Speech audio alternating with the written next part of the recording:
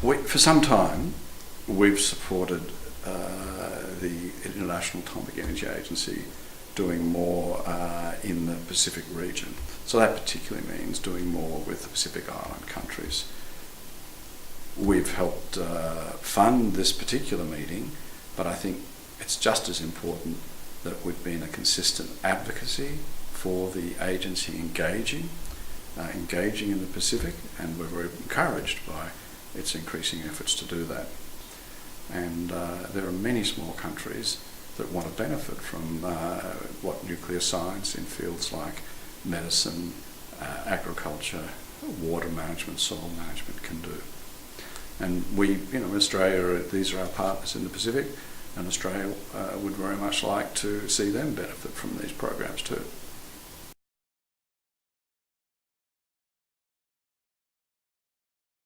So some of the things I think from talking to colleagues from Papua New Guinea and Fiji and the Marshall Islands who are on the course, they're seeing in areas like soil and water management very specific techniques, then they can see the value. Some of them have initial programs. There are some water management programs and agricultural sector programs in both Fiji and Papua New Guinea.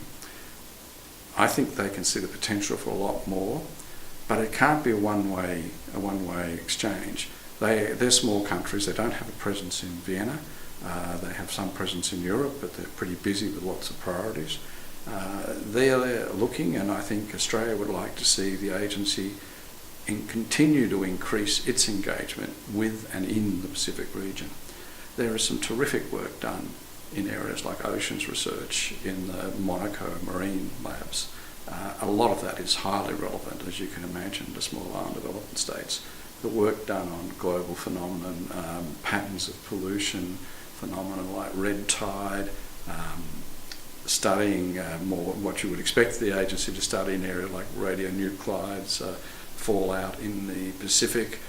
All that's very important, but the potential to do more, by their very nature, their ocean environment means they have a very big stake in understanding the problems, including but not only that climate change pose.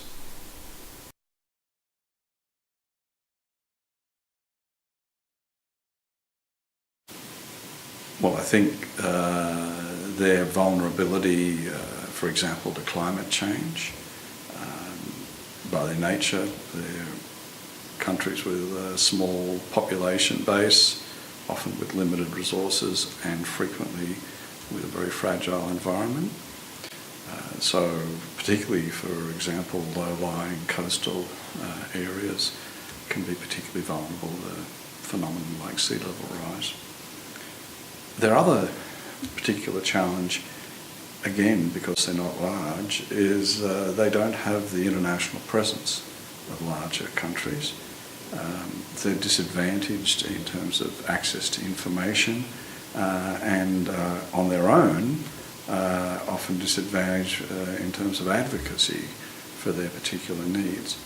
But they've done very well in working collectively. The Small Islands Developing States, the SIDS organisation in the United Nations, has been very effective in giving them a collective voice and in bringing to all our attention their particular problems.